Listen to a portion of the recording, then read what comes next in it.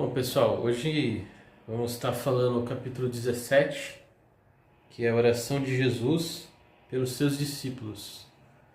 Bom, a estrutura desse capítulo, a primeira parte é Jesus falando para o Pai que ele gostaria de ser glorificado, ou seja, ele gostaria que ao ressuscitar ele fosse junto ao Pai. Esse era o desejo dele. Mas ele falou isso para que os discípulos realmente tivessem a fortificação de que ele era o próprio Deus, de que eles estavam seguros. Tá? A segunda parte é de Jesus pedindo ao Pai para que os protegesse, para que os guardasse, para que os livrasse, né? Então a gente vê o amor que Jesus tinha pelos seus discípulos, né? E o que ajudou muito aos discípulos a suportarem a perseguição que eles iam sofrer e tudo o que eles iam sofrer foi a vinda do Espírito Santo, né? E a terceira parte é para que Deus proteja tanto aqueles que se converteram como judeus, como também a igreja, que somos nós. Então, o capítulo 17 ele está estruturado dessa forma, e a gente vê que Jesus ele se preocupa em como os apóstolos estavam se sentindo, como ele se colocou no lugar dos apóstolos, né? E ao orar dessa forma, ele demonstra o seu amor, o seu carinho, a divindade dele, de que ele não os desampararia quando ele fosse morto. Então, ele estava realmente fazendo ali um ato de amor. Tá? Então, nós vamos aqui ler cada versículo. Tá ok? Jesus falou assim, e levantando os seus olhos ao céu, disse ao Pai: é chegada a hora, glorifica o teu Filho, para que também o teu Filho te glorifique a ti.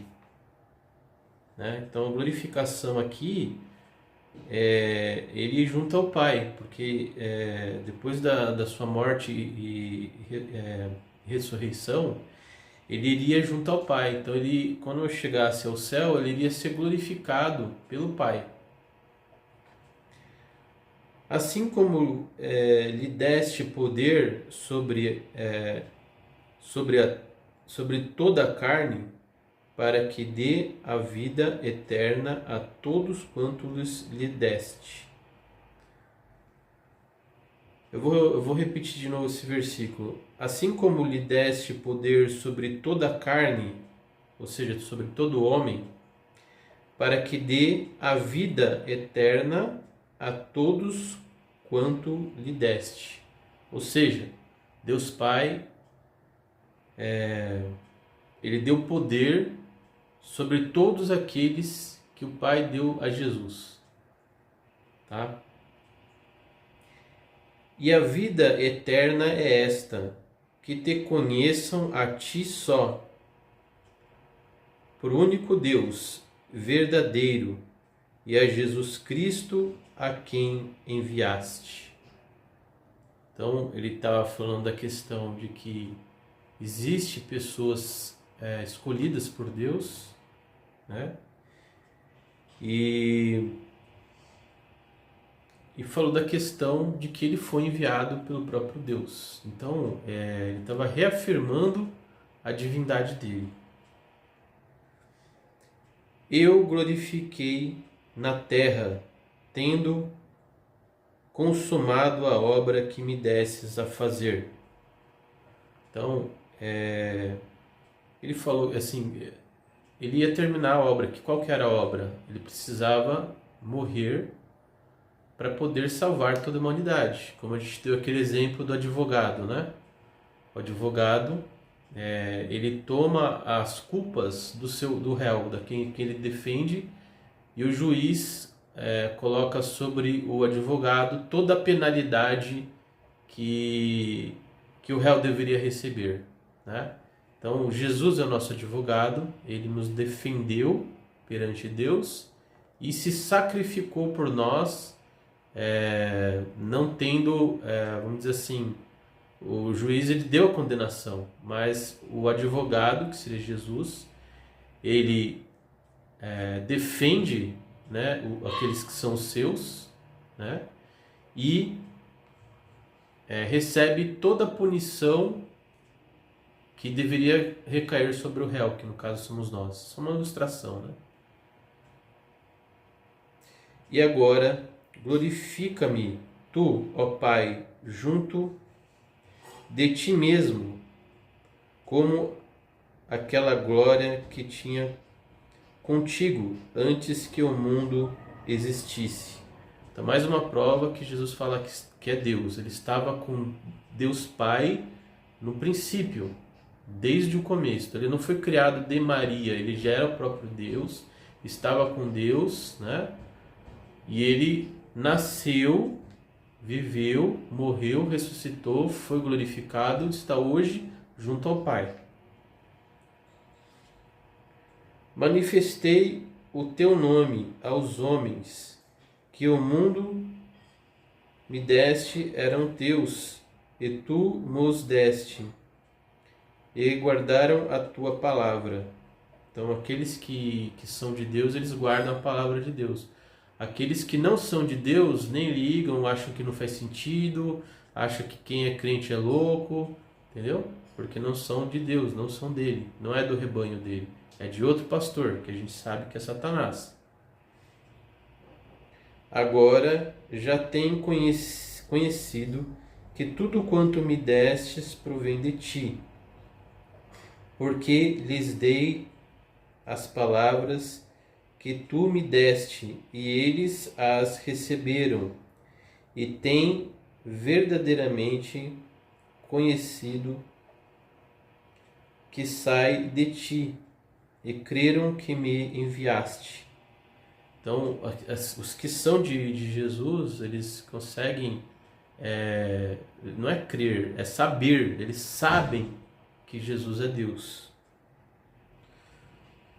Eu rogo por eles, não rogo pelo mundo, mas por aqueles que me deste, porque são teus. Né? Então, Jesus está rogando por aqueles que acreditaram nele e na palavra de Jesus, que provinha do próprio Deus Pai. E todas as minhas coisas são tuas, e as tuas coisas são minhas, e nisso sou glorificado. Ou seja, tudo que era de Jesus é de Deus é de Jesus, então ele estava falando que é uma coisa só. E eu já não estou mais no mundo, mas eles estão no mundo, e eu vou para ti. Pai Santo, guarda o teu nome, aqueles que me deste, para que sejam um, assim como nós. Então, agora é que a gente chega na segunda parte, né? Jesus começa a interceder pelos discípulos, pelos apóstolos, na verdade, né?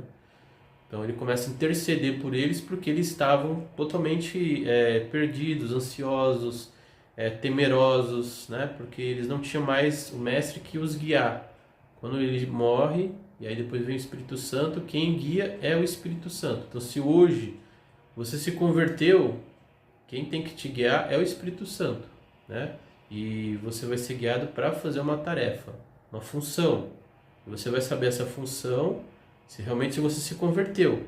Ele vai te dar uma habilidade, ou ele vai te dar uma orientação para você verificar o nome dele, que é fazer o bem, amar o próximo, ajudar, pregar a palavra de Deus, fazer com que esse mundo seja mais justo, mais correto, mais verdadeiro.